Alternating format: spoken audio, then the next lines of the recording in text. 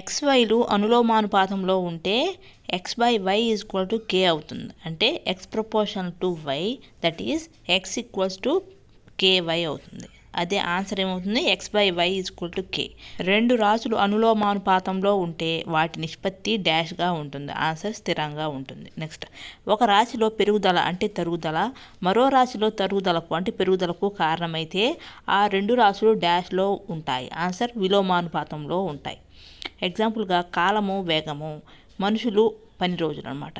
x/yలు విలోమానుపాతంలో ఉంటే xy = k అవుతుంది. x proportional to 1/y, that is x = k × 1/y.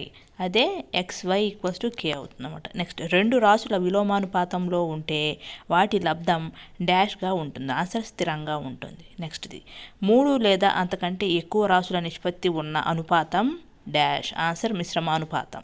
ఎగ్జాంపుల్గా x proportional to yz, x proportional to 1/y × 1/z, x proportional to y × 1/z.